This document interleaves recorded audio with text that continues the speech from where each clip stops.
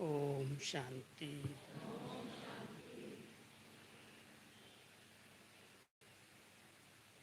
सभी आज के दिन पर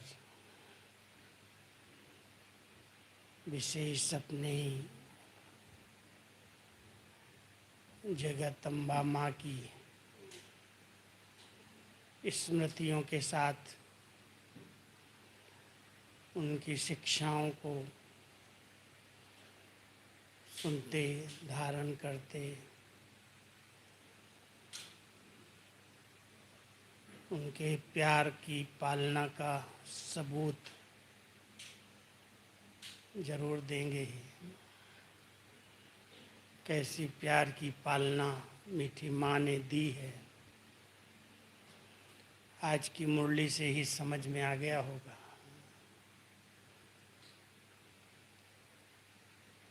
सुनी ना सभी ने मुरली? अलग थी ना, पहली बार ही सुनी ऐसे ना, पहली बार ही सुनी होगी शायद। 61 के महावाक्य थे।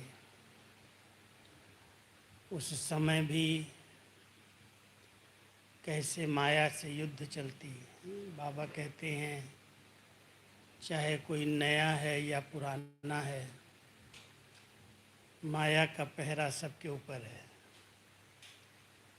इसलिए सबको सावधान रहने की ज़रूरत है। जो भी पिछले जन्मों के हिसाब किताब हैं, जिसके साथ भी हैं, चलते चलते वो सब बाहर आएंगे। दोस्त भी दुश्मन बन जाएंगे। शरीर की बीमारियां भी आएंगी, धन में भी नुकसान होगा, कमी आएगी।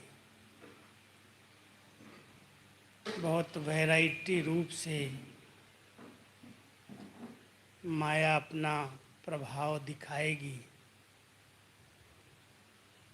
लेकिन कुछ भी हो जाए, बाबा का हाथ नहीं छोड़ना। ऐसे नहीं भगवान मिला है तो सब कुछ ठीक हो जाएगा। कई बार ऐसे सोचते हैं भगवान मिल गया फिर ये क्यों।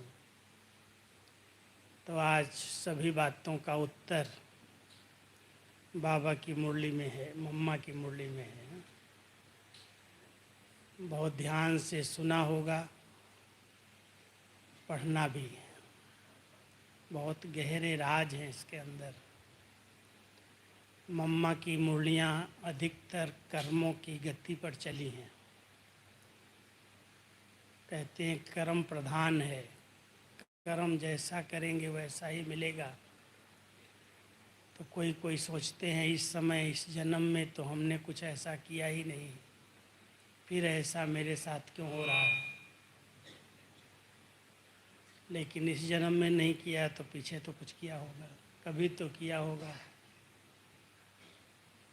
तो मम्मा ने कहा कि अगर कोई मान लो फिसलता है, गिरता है कोई कारण से, कोई काम के वशीभूत होकर, कोई क्रोध के वशीभूत होकर, कोई आपस में मतभेद में आकर, लेकिन आपको कभी भी टकराव में नहीं आना है।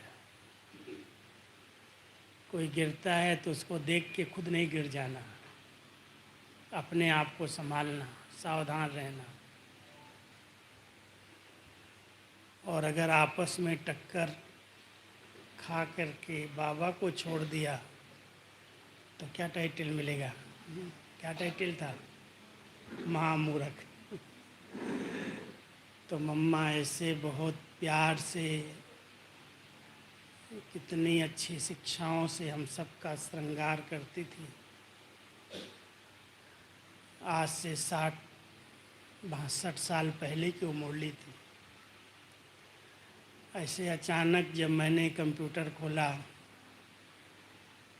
तो मुरली मेरे हाथ में आई। हमने कहा ये तो बहुत अच्छी बात है, हमने तो कभी पढ़ी नहीं है ऐसी मुरली, ये सबको जानी चाहिए, सबको भेजूंगा मैं।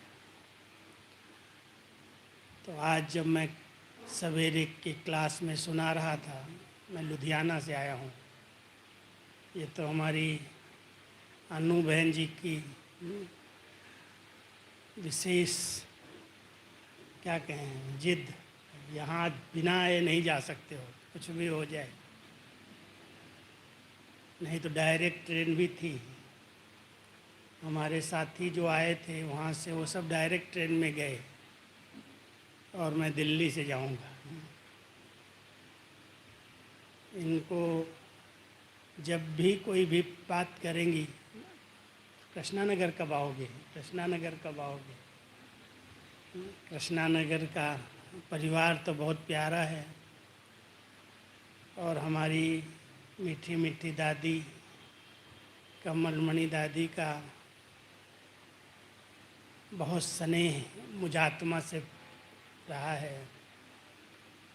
बचपन में बहुत प्यार से दादी जी के साथ पला हूँ, बहुत कुछ उन्होंने हमें सिखाया है, सिंधी पढ़ना भी सिखाया। उनके पास जो डायरियाँ थी, बहुत लिखने की बहुत अच्छी कला थी, बहुत अच्छे प्रश्न निकालती थी। तो कमलमणि दादी रोज़ मेरे ऑफिस में आती थी, मैं बुला के ले आता, दादी चलो ना मेरे पास। तो वो बहुत सीधी सरल, जब भी बुलाओ आ जाती थी और मुझे बच्चों की जैसे पढ़ाया, ये लिखा, ऐसे लिखो, ये लिखो। तो कमलमणि दादी का ये परिवार बहुत प्यारा है और कृष्णा नगर है, ये कृष्ण की नगरी है। तो इसलिए दिल्ली में बहुत सारे निमंत्रण हैं, जिनको पता चलता है आप कृष्णा नगर ही क्यों जाते हो, हमारे पास क्यों नहीं आते हो, एक दिन दे दो, एक दिन दे दो। पीली कोठी वाले एकदम पीछे लगे थे, हमने कहा भाई इस बारी तो छोड़ो, अगली बार आपके पास आ जाए। तो सैटरडे संडे भी मिल गया और आप सब भाग के आ गए, ये सबसे बड़ी बात है। मैं अभी 5:30 बजे तो ट्रेन से उतर के आया हूँ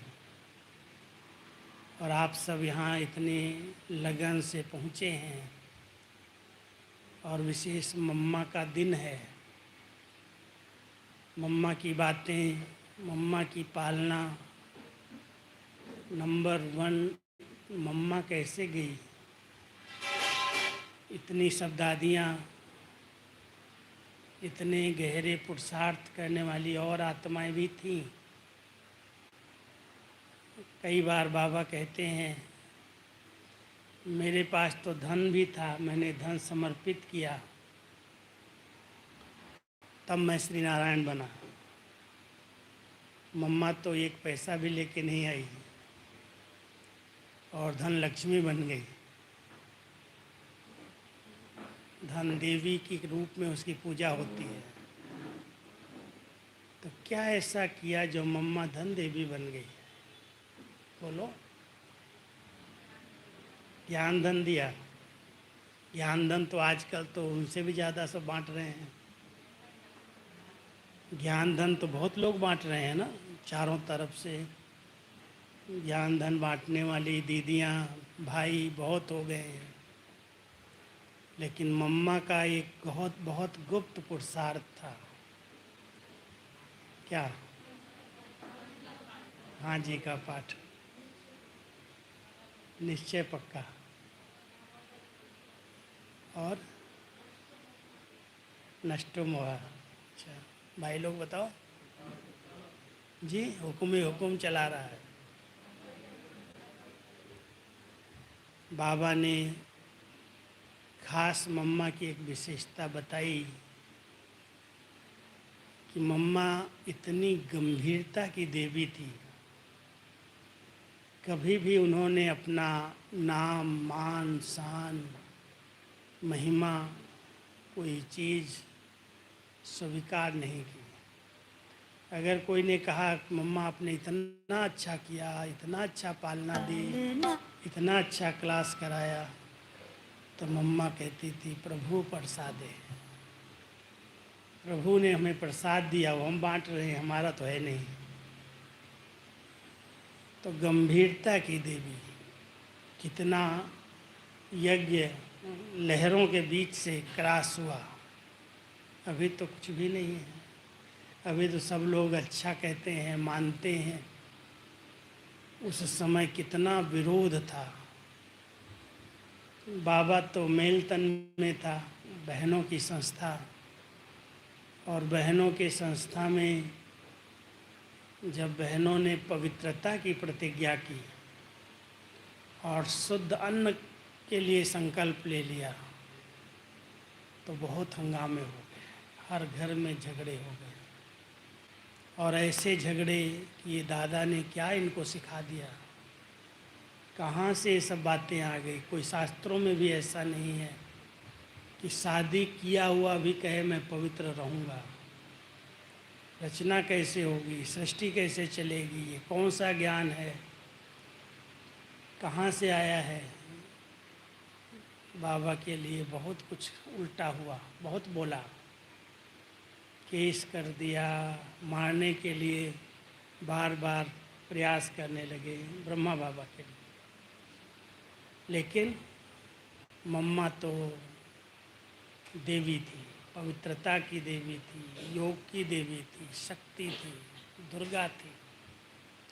तो बाबा ने पहले ही ओम राधे को ओम मंडली का ट्रस्टी बना दिया। यही मालिक है, यही संभालेंगी। इसलिए जितनी भी बातें आई मम्मा ने उसका सामना किया। कोर्ट में जाना हो, कहीं भी कोई बात करनी हो, कोई भी विरोध हो, तो मम्मा की जो निजी धारणाएं थी, जो सत्यता और पवित्रता का बल था, उस बल के आधार से मम्मा ने हर बात को बहुत सहज रीति से पार करा दिया। बाबा के ऊपर जरा भी आँच आने नहीं दिया। बाबा को कभी कोर्ट कचहरियों में जाने नहीं दिया। आप नहीं जाएंगे, मैं जाऊंगी। तो बाबा को सेफ रखने में, बाबा को उस समय के वातावरण में बिल्कुल अलग करके, और मम्मा हर बात में हर लोग का चाहे जैसे थे, बहुत निर्भयता के साथ सामना किया।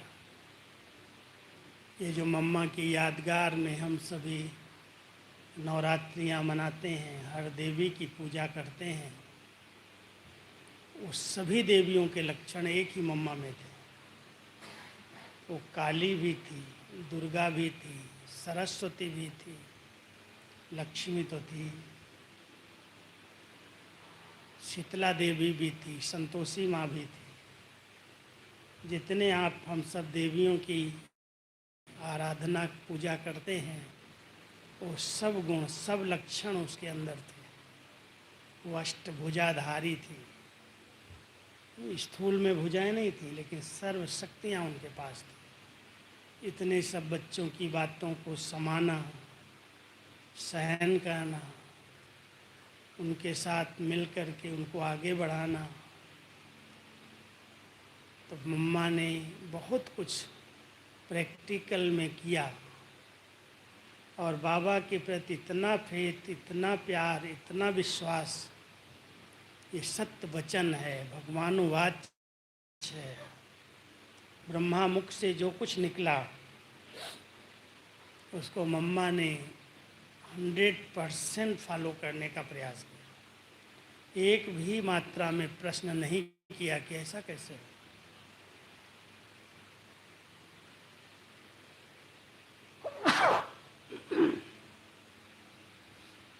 अगर बाबा कहे बच्ची दिन में रात है, तो भी कहेगी जी बाबा।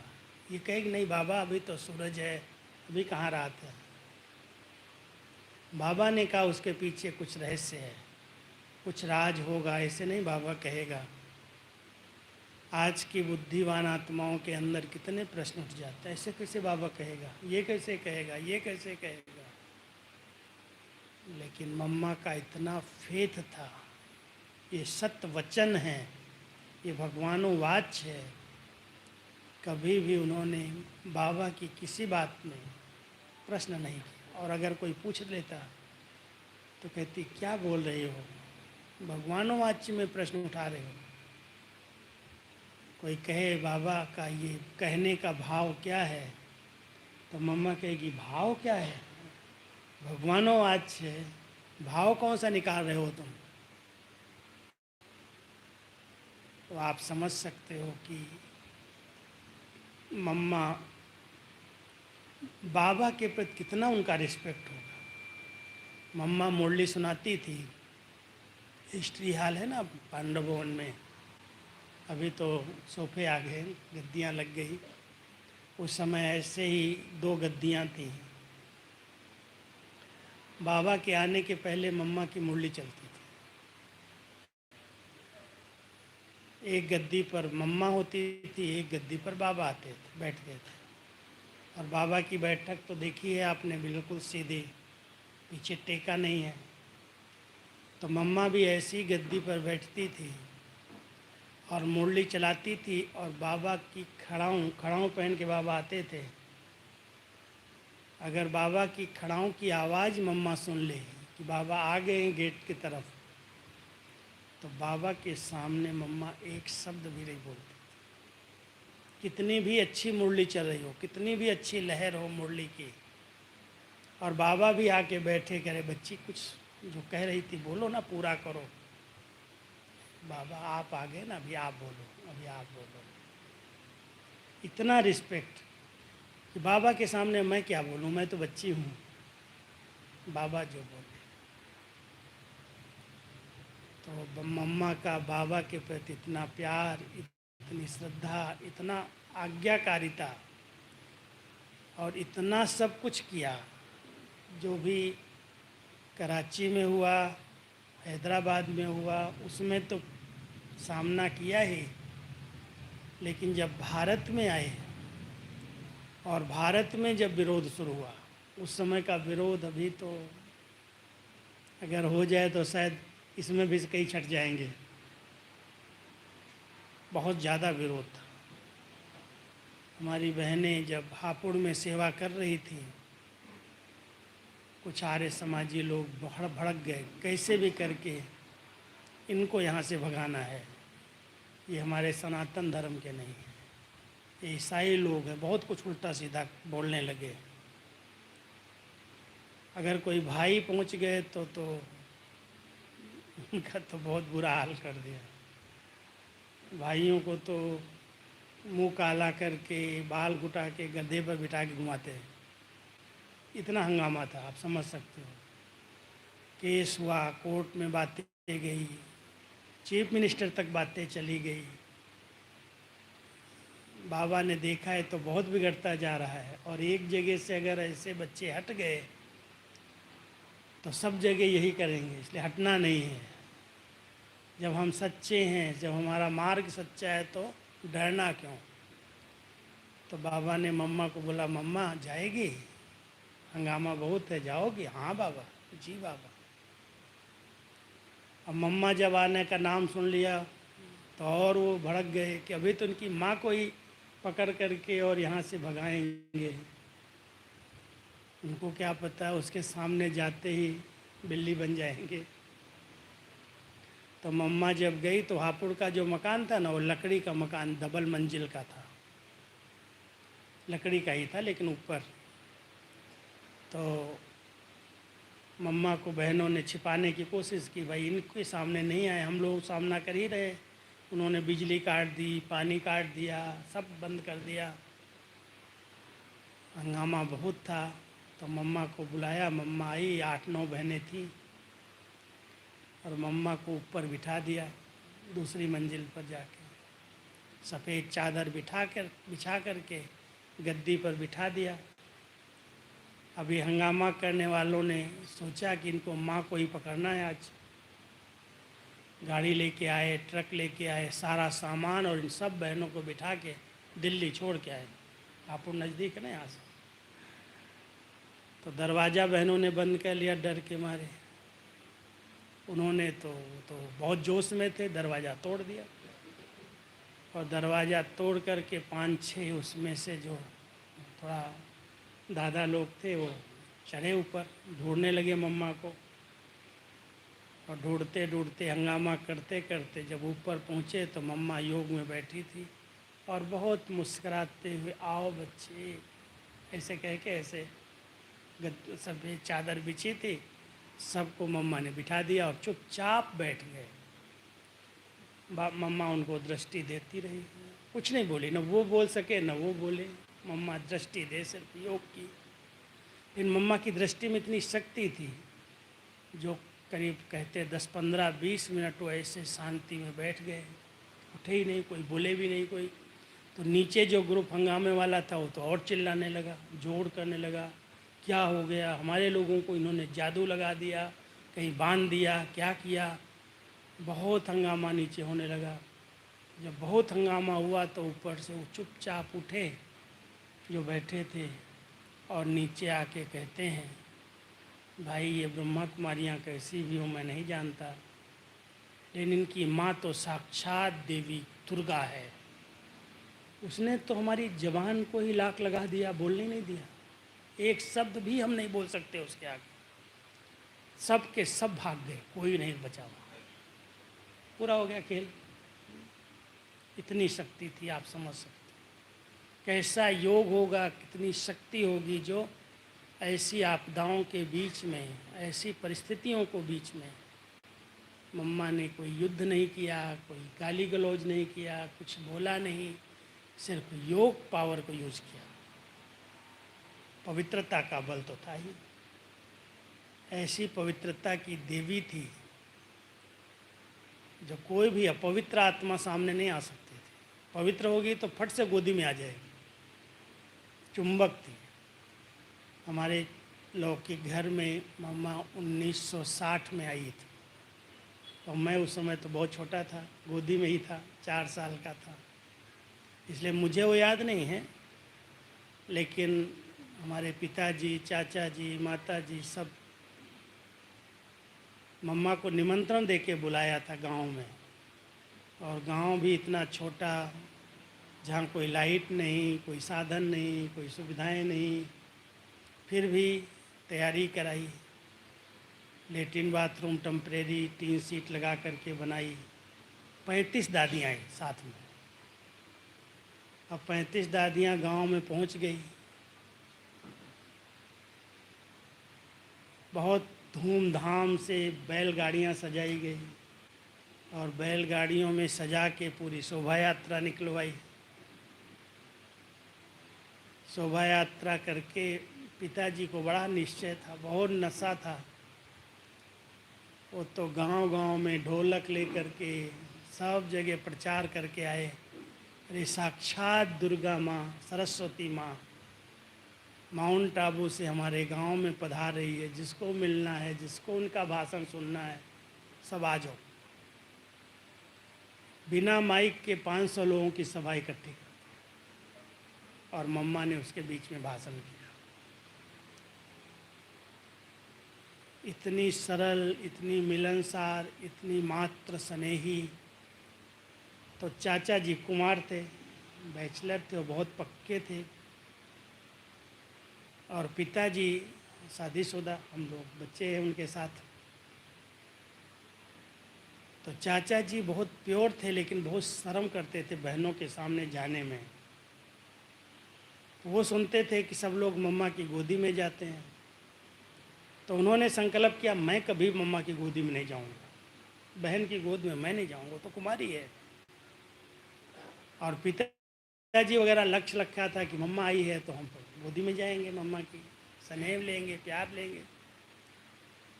तो सुनाते थे चाचा जी। चाचा जी अभी थोड़े दिन पहले शरीर छोड़ा, मधुबन में ही थे, कि जब मैं मम्मा के सामने गया और मम्मा ने ऐसे दृष्टि दी, मुझे पता ही नहीं चला मैं कहाँ हूँ, और मैं मम्मा की गोदी में गिर गया। बिल्कुल ऐसे जैसे चुंबक के ऊपर सुई आ जाती है। मम्मा ने बहुत स्नेह किया, बहुत प्यार दिया, बहुत सहलाया, बच्चा उठ उठ। और पिताजी ऐसे गए, सामने दृष्टि लेते रहे, लेकिन नीचे नज़दीक नहीं आ पाए।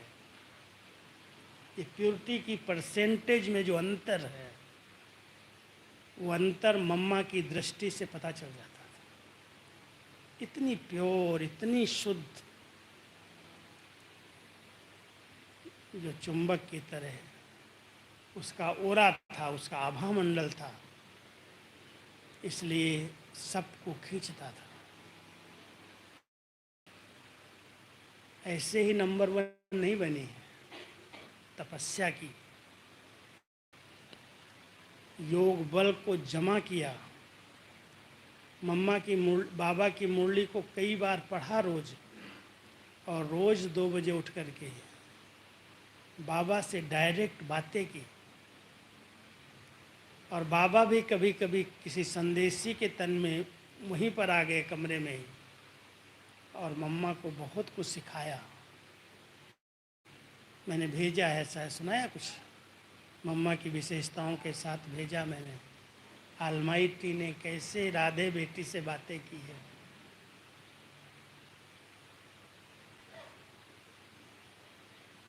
बहुत गुप्त पुरुषार्थ।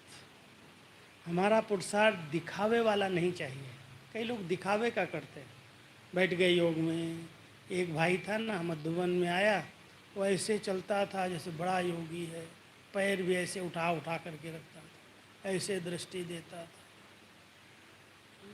बाबा कहता है ये योग जो है ना, दिखावे वाला नहीं है, ये तो बहुत गुप्त सच्चे दिल का प्यार है। योग क्या है? सच्चे दिल का प्यार। न राम राम कहना, न शिव शिव कहना, न मंत्र जपना, लेकिन तू जो मिला सारा संसार मिल गया। पाना था सो पा लिया, काम क्या बाकी रहा। ऐसे दिल में बाबा की याद छपी रहे, दिल से निकले मेरा बाबा। कल बाबा कहते, बाबा बाबा बाबा कहते रहो, माया भाग जाएगी। क्या है माया? है। तो हम सब के दिलों में बाबा की इतनी प्यार भरी याद कि मेरा तो एक, दूसरा न कोई।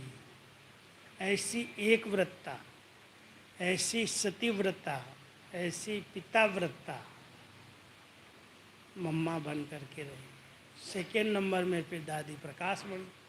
दोनों सहेलियां थी, दोनों साथ साथ पढ़ती थी एक ही बेंच पर, और दोनों साथ में ही बाबा के सामने आई, और दोनों से एक जैसा प्रश्न बाबा ने पूछा।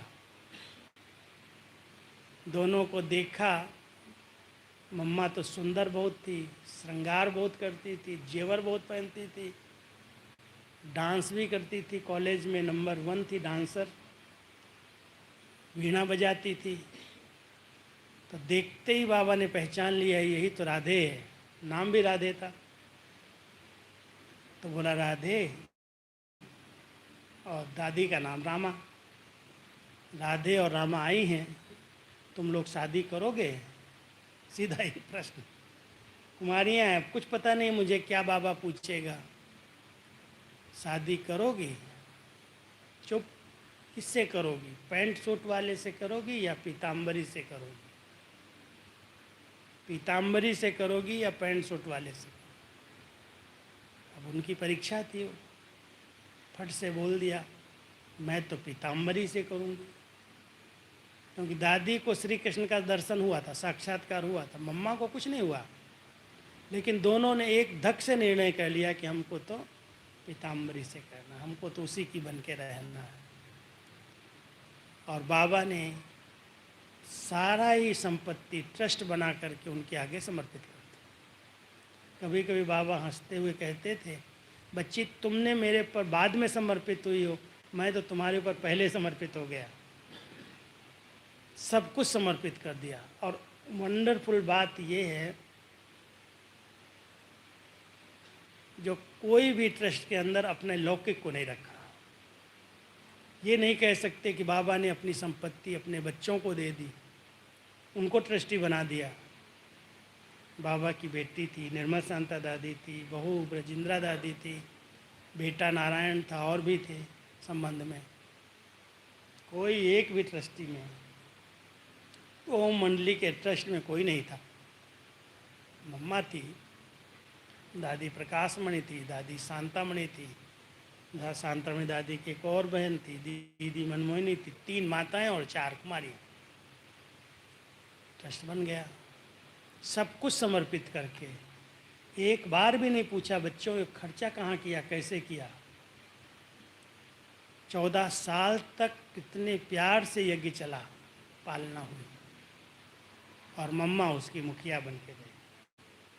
सब बहनों की संभाल की, इतनी कन्या माताओं के संगठन को संभाला, इतनी विधि से संभाला होगा। 2 बहनें 4 बहनें एक चूल्हे पर खाना नहीं बना के खा सकती, प्यार से रह सकती, संस्कारों का टक्कर हो जाता। 400 कन्या माताओं को, और अलग अलग जगह की आई हुई, अलग अलग घरों से आई हुई, अलग संस्कार, अलग स्वभाव।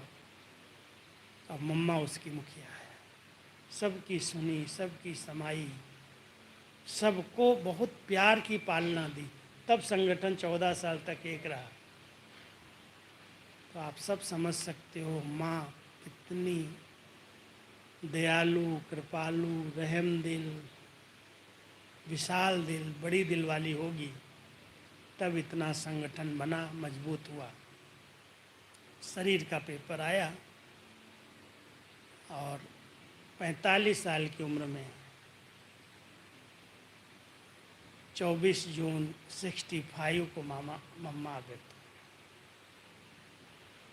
पता चल गया था, डॉक्टर्स ने जवाब दे दिया था, लेकिन मम्मा के चेहरे पर जरा भी नहीं आया कि मैं बीमार हूँ, मैं कुछ हूँ। उनका चेहरा सदा हर्षित, मुस्कराता हुआ।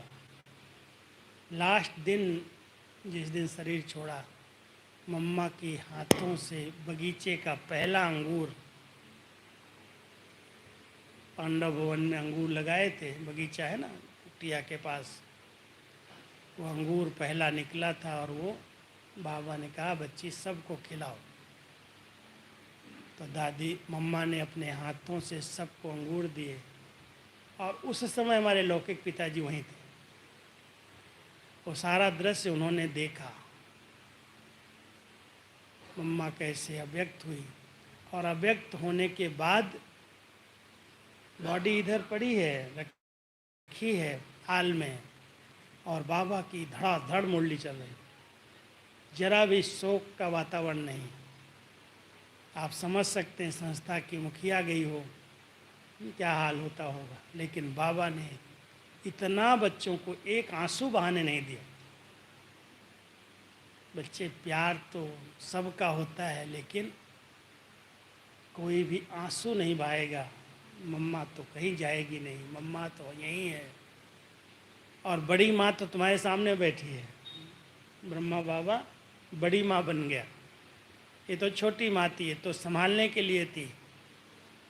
बड़ी माँ तो ब्रह्मा है तुम्हारी, जन्म तो तुमको ब्रह्मा से मिला है, इसलिए कोई भी आंसू नहीं बहाएगा, कोई रोएगा नहीं। अगर रोओगे तो मम्मा वापस नहीं आएगी, आंसू नहीं बहाओगे, स्नेह से याद करोगे तो चिता से भी उठ के आ जाएगी। इतना बल भरा, इतना निश्चिंत। तो वो मुरली आएगी थोड़े दिन के बाद, मैंने उसको टाइप किया है जो बाबा ने उस समय ड्रामा का पक्का कराया पाठ। अम्मा मरे तो हलवा खाना, बीबी मरे तो हलवा खाना, कोई भी प्रकार की चिंता नहीं करना। तो ऐसी मीठी माँ की कितनी स्मृतियाँ हैं, सभी ताज़ा होती हैं ऐसे दिनों में। अभी माता पिता, माता जी तो, मम्मा तो गुप्त हो गई, गुप्त सरस्वती। गंगा जमुना तो प्रत्यक्ष है, सरस्वती कहते हैं गुप्त है। तो ये गुप्त नदी कहाँ है, क्या कर रही है, अभी तक कुछ बाबा ने बताया नहीं। लेकिन नई सृष्टि की रचना में जैसे स्थापना में इन आत्माओं ने बहुत बड़ा योगदान दिया, स्थापना में हर बात का सामना किया, समाया। ऐसे सतयुग जब आएगा, स्वर्ग जो आएगा, बाबा ने एक दो बार बताया है कि ये आत्माएं ऐसे घरों में गई हैं, ऐसे स्थान पर हैं, इनका योग बल जो है, इनकी पवित्रता का जो बल है, ये खुद जन्म नहीं देंगी, लेकिन वो धरनी बना के देंगी, जिस धरनी में श्री कृष्ण जी आएंगे। और जब श्री कृष्ण जी आ जाएंगे तो ये जाएगी ऊपर आत्मा, और आ करके राधा बनेगी। बहुत गहरे राज बाबा ने सुनाए हैं ये। तो हम सब मम्मा बाबा के जीवन चरित्र को सुनते हैं, क्या करना है, जी बाबा, जो बाबा कहे कभी भी प्रश्न नहीं करना। एक हलवा की कहानी तो आप सब सुनते होंगे, जानते होंगे। एक बार एक ग्रुप बाबा से मिलने के लिए आया, और बाबा का बहुत प्यार था। ग्रुप जो भी जाता था उस समय बच्चों को ये खिलाया, ये खिलाया, ये खिलाया। तो वो जाने लगे तो कहा, मम्मा ये बच्चे जा रहे हैं, इनको हलवा खिलाओ ना, हलवा बना के लाओ। और बाबा ने बोला और मम्मा चली गई भंडारे में हलवा बनाने के लिए। हलवा बनाने लगी और पार्टी ने मम्मा से विदाई ले ली, बाबा से विदाई ली। और बाबा से विदाई लेते थे तो अंदर गाड़ी तो आती नहीं थी पांडव भवन में, तो बाबा वहाँ तक बरगद के झाड़ तक पीछे के गेट से छोड़ के आए पार्टी को। पार्टी पैदल जाती थी, सामान बैलगाड़ी में जाता था बस अड्डे तक। तो जब वो जा रहे थे, चले गए सारे के सारे, बाबा वापस आ गए विदाई दे करके। तो कुछ भाई लोग गए, मम्मा क्या कर रही हो, बोला हलवा बना रही। बाबा ने कहा किसके लिए बना रहे, बच्चे बाबा के पास एक पार्टी है उसके लिए बना रहे। अरे मम्मा वो पार्टी तो चली गई, अभी क्या मेहनत करना। बाबा ने तो नहीं मना किया ना, बाबा ने हमको कहा था बनाओ। तो मम्मा ने हलवा बनाया, बन गया। बना करके बाबा के पास ले आई। बाबा वो ग्रुप चला गया, आपने कहा था ये हलवा बना लाई। अच्छा बच्ची बना लाई, बहुत अच्छा बहुत अच्छा। ये नहीं कहा अरे तो चला गया, कहा नहीं साइकिल वाला भाई है उसको बुला लाओ। वो साइकिल वाले भाई को हलवा दिया और कहा तुम देखो पार्टी कहाँ गई है, उसको हलवा खिला करके आ जाओ। और पार्टी पहुंच गई बस अड्डे पर, बस में बैठ गई, बस स्टार्ट हो गई और ये हलवा लेके भाई साइकिल पर पहुंचा और बस के आगे साइकिल खड़ा करके रुकवाया। बस वाले ने सोचा भाई कोई सामान छूट गया होगा इनका। जब बस रुकी तो बस में चढ़ गया और सबको कहता है, बस ड्राइवर को कहता है थोड़ी देर रुको, बाबा ने इन सब के लिए हलवा भेजा, तुम्हारे लिए भेजा है, सब लोग हलवा खाओ फिर जाना। तो बाबा ने जो हलवा बनवाया, मम्मा ने बनाया और उन बच्चों को मिला। बस अड्डे पर बस को रुकवा करके उनको खिला करके। तो आप समझ सकते हो, अगर बाबा कहता है तो करता भी है। इसलिए ऐसा नहीं बाबा ने कहा तो चला गया, ऐसे हो गया, कोई संकल्प नहीं, निसंकल्प। तो अभी समय अनुसार हम सबको क्या करना है, पुरुषार्थ में कभी प्रश्न नहीं उठाना है। कुछ भी है, ड्रामा की हर सीन में बहुत कुछ कल्याण समाया हुआ है। ये ड्रामा बहुत बहुत कल्याणकारी है, और इस कल्याणकारी ड्रामा को साक्षी दृष्टा बन करके देखना। अगर स्थिति को एक रस रखना है तो एक रस स्थिति तभी बन सकती है जब कभी भी कोई दृश्य को देख करके प्रश्न न उठे, ये क्यों हुआ, ऐसे कैसे हुआ, ऐसा हो गया, वैसा हो गया। आज कोविड आया, कितने लोगों को हलचल में ले आया, कितने लोगों के संबंधी चले गए, समीप वाले चले गए, और ऐसे गए जैसे कोई खेल हो रहा हो, नाटक की तरह। न देख सकता है, न फूल चढ़ा सकता है, न कोई पता चलता नहीं, उसी की बॉडी है दूसरे की लपेट की जा रही है। ऐसा तो कोई सोचा ही नहीं होगा ऐसा भी होगा। लेकिन उस पेपर में हिले बहुत, बाबा ने पाठ पक्का करा दिया, कोई अपना नहीं है, कोई अपनी नहीं है, सब अपना अपना पार्ट बजा रहे हैं। इसलिए कोई भी कैसी भी सीन आ रही है, सब में कल्याण है, कुछ न कुछ राज है। जब वो सीन आई तो कोई कोई तो इतने हिल गए, बाबा ने कोई मदद नहीं की, बाबा तो कुछ करता नहीं है, हमारा पति चला गया, हमारा बच्चा चला गया, रोना धोना, इतना डिस्टर्ब हो गए जो बात मत पूछो। वो तो गया जाने वाला, लेकिन जो बच गया वो बहुत हिल गया। और कोई कोई इतने उसमें ड्रामा के ज्ञान को समझने के कारण सब चले गए, बाबा पर समर्पित हो गए। अभी कोई मेरा नहीं बंधन, अभी जो जीवन बची है हम बाबा को समर्पित कर देते। उन्होंने अपना भाग्य बना लिया, उनका चेहरा कभी भी मुरझाया नहीं। अब ये नाटक है, और इस नाटक के अंदर हम सबको पार्ट मिले हुए हैं, अलग अलग खिलाड़ी हैं, खेल खेल रहे हैं, पार्ट बजा रहे हैं।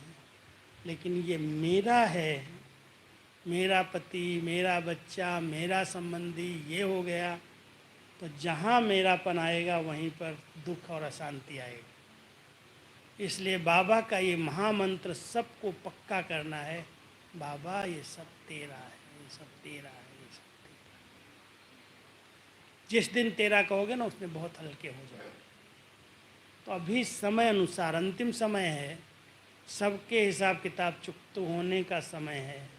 अचानक कुछ भी होगा, निश्चित तय होना है, वो तो कोई टाल नहीं सकता, भावी को कोई टाल नहीं सकता, उसको बाबा ने बता दिया है। इसलिए सभी ध्यान दो कि हमें कहीं भी अटकना नहीं है, अपने और दूसरों के पार्ट को साक्षी दृष्टा बन करके देखना है, बस फुल स्टॉप। जो हो रहा अच्छा है, बीती को चिंतन में नहीं लाओ, बीत गई, 5000 साल के लिए रिकॉर्ड नूंद गया, फिनिश। आने वाले कल की चिंता कोई ज़रूरत नहीं करने की, सब अच्छे से अच्छा होगा। हम अगर वर्तमान पर ध्यान दें, वर्तमान माना आज अगर मेरा अच्छा है तो कल तो भविष्य है, इसी की तो परछाई है, वो अच्छा हो जाएगा।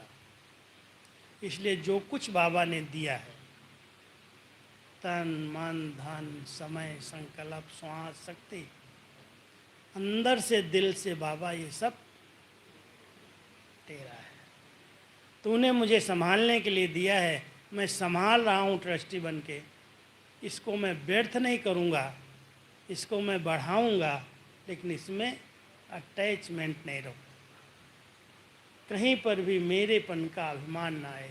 ये सब बाबा तेरा है। जिस दिन सच्चे दिल से हम सभी बाबा को ये समर्पित कर देंगे, उस दिन से हल्के हो जाएंगे, लाइट हो जाएंगे, योग सहज हो जाएगा। ऐसे लगेगा हम तो फरिश्ते हैं, फरिश्ते कोई दूसरे थोड़ी हैं। शरीर छोड़ने के बाद फरिश्ता बनना है क्या? वो तो बनेंगे, लेकिन कर्म करते हुए, शरीर में रहते हुए अभी हमें फरिश्ता स्थिति का अनुभव करना है। ठीक है, तो सभी फरिश्ते बनेंगे ना, कोई बोझ नहीं, सब बाबा तेरा है। जिस दिन बोझ हल्का हो गया, अपार खुशी रही, बाबा से सच्चे दिल का प्यार है और आपस में परिवार की दुआएं हैं, उस दिन ये जीवन योगी जीवन है। योग लगाने की मेहनत नहीं करनी पड़ती, मैं तो नहीं करता। मैं तो कभी कभी बाबा कहता, तुम बाबा मेरे सोचने का काम भी तुम करना, मैं क्यों सोचूं? इतना अच्छा संबंध है, तब तेरे लिए तो मैं जी रहा हूँ, मेरा क्या है, मेरे कौन सा आगे पीछे है कोई? जब तुम्हारा हूँ, तुमको जैसे यूज करना है कर लो। मैं आपको बताऊँ, इस बारी अचानक विदेश वाले मेरे पीछे पड़ गए, तुमको अमेरिका आना है, तुमको अमेरिका आना है। मैं 2007 में गया था, और 2007 में हमको जो मुख्य सेंटर्स थे, San Francisco, Los Angeles, New York, Washington, सब मेरे को दिखाए, घूम के आया था 15 दिन। और हमने सोच लिया अभी एक बार देख लिया, अभी कौन जाएगा, पूरा हो गया खेल। हमने वीज़ा अपना रिन्यू नहीं कराया, 2007 में लिया था, 17 में पूरा हो गया। संकल्प ही नहीं आया कि अमेरिका जाना भी पड़ेगा हमें फिर दोबारा। लेकिन एक सेंटर की बहन एकदम पीछे पड़ी कि भाई जी बहुत सारे लोग हैं, कोविड में निकले हैं, बहुत बाबा के पक्के बच्चे हैं, मधुबन नहीं गए हैं, दादियों की पालना नहीं ली है, आप एक बार आ जाओ, इनसे मिलो आकर, इनको कुछ पालना मिलेगी। तो उसने हमारा दिवाली के समय प्रोग्राम बना दिया। तो मैंने कहा मेरा वीज़ा ही नहीं है, मैं कैसे आऊँगा? कहती वीज़ा अप्लाई करो। मैंने वीज़ा अप्लाई किया, तो यहाँ से हमारे महेश ने बोला, तुमको तो भाई साहब ये तो कहते 3 साल की वेटिंग है, विजिटर वीज़ा 3 साल के बाद मिलेगा। मैं हल्का हो गया, हमने चलो छोड़ दो। मैंने उसको बोला बहन जी भूल जाओ, 3 साल की वेटिंग है, हमने तो भर दिया 20,000 रुपया, जो भी उसका टिकट उसका है खर्च, लेकिन वीज़ा नहीं मिलने वाला है। कहती क्यों नहीं मिलेगा, हम लोग कोशिश करेंगे। उन्हें कर लो। अब उसने कोशिश क्या किया मुझे पता नहीं, उसने अपॉइंटमेंट लेना शुरू कर दिया, और जनवरी में आके मेरे को अपॉइंटमेंट मिल गई। एक बार मिली तो मैं उड़ीसा में था, वहाँ बहुत प्रोग्राम थे मेरे। मैंने कहा बहन जी ये अपॉइंटमेंट डेट ठीक नहीं है, मैं नहीं जाऊँगा इंटरव्यू देने। चेन्नई में फिंगरप्रिंट देना है, बॉम्बे में इंटरव्यू देना है। मैंने कहा छोड़ो, मेरे को नहीं आना अमेरिका। कहती अच्छा ठीक है, आप अपनी डेट दे दो।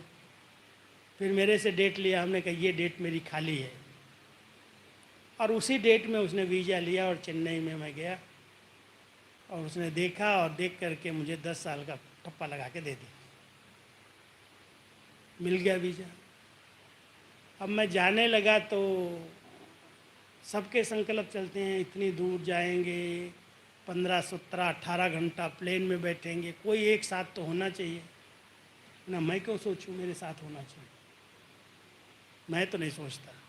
वो मेरा टिकट दे के गई, मुझे पैसा दे के गई, टिकट करवा के गई, आने जाने का पूरा एक 35 दिन का प्रोग्राम बना के गई। जिस दिन मैं टिकट लेने के लिए बैठा, उस दिन एक भाई सामने से कहता, राजू भाई होली थी, होली की मुबारक दिया, और मुबारक देने के बाद कहता क्या प्रोग्राम है आपका? हमने कहा ऐसा है कि आप तो अमेरिका हो के आए हैं, 3 महीने पहले हो गया था, अभी मुझे अमेरिका जाना पड़ेगा क्योंकि इन्होंने प्रोग्राम ऐसे ऐसे। मैं आपको कंपनी दे सकता हूँ। तुम कंपनी दोगे? कैसे? कहते आप कहो तो मैं अभी पैसा भेजूँ, मेरा भी टिकट साथ में करा लो। अब कंपनी सामने से आ गई, पैसा भी आ गया सामने से। और ऐसी कंपनी आई जो मैं आपको बताऊं, मैंने अपनी न पासपोर्ट को हाथ लगाया, न मैंने अपनी अटैची को हाथ लगाया, सब कुछ बेचारा वो भाई करता रहा। पूरे 35 दिन में मैंने 20-22 सेंटर्स का चक्कर लगाया। डैलास गया, डैलास के बाद मैं भूल जाता हूँ, अभी तो बहुत सारा हो गया है। डैलास का टेक्सास में बहुत सारे सेंटर्स हैं, ह्यूस्टन गया, नासा गया, उसके बाद फिर वहाँ से New York, Peace Village, Boston, Manhattan, बहुत सारे सेंटर्स कवर किए। और हमारा न्यू जर्सी में इंडियन है सारे, वहाँ गए। उसके बाद फिर शिकागो गए, शिकागो में बहुत सारे सेंटर्स हैं अलग अलग, दूर दूर, वहाँ गए। और शिकागो के बाद फिर एटलांटा गए, एटलांटा में भी बहनों ने बहुत सेवाएं कराई। 35 दिन कैसे निकल गए, दिन और रात, मुझे कुछ पता नहीं। और बाबा उड़ा के ले गया, उड़ा के ले आया। जहाँ पर ले जाए, जो सोचे वो सोचता है मेरे लिए, मैं क्यों सोचूं। न मैंने हाथ लगाया पैसे को, न टिकट को, सब व्यवस्था करने वाला करन करावनहार बाबा है। सिर्फ ध्यान यही रखना, जितना हमारी बुद्धि बाबा के आगे समर्पित है, हम अपनी बुद्धि को क्यों चलाएं। बुद्धिवानों की बुद्धि बाबा मिला है, अपने आप यूज करे ना। कर रहा है, अच्छी तरह से कर रहा है। सिर्फ इसमें कोई भी व्यर्थ का कीचड़ा नहीं आना चाहिए। ये क्या कर रहा है, वो क्या कर रहा है, ऐसा हो रहा है, वैसा हो रहा है, जो हो रहा है होने दो, मुझे क्या करना। मुझे तो बाबा ने स्थापना के लिए निमित्त बनाया है, नई सृष्टि की स्थापना के कार्य के लिए निमित्त बनाया है। बाकी अगर कुछ नीचे ऊपर हो रहा है तो जो करेगा वो पाएगा, मुझे क्या करना। हम भगवान के राइट इंस्ट्रूमेंट बन करके रहें, ये हमारे सच्चे दिल की भावना बाबा भी देखता है, परिवार भी देखता है। तो आप सभी बाबा के सच्चे राइट इंस्ट्रूमेंट बन के रहना। जी बाबा, तन तेरा, मन तेरा, धन तेरा, जो कुछ तूने दिया सब तेरा है, उसकी अमानत है। बाबा जैसे यूज करना चाहे करे। ठीक है, ओके। 7:30 बजने वाला है। ओम शांति।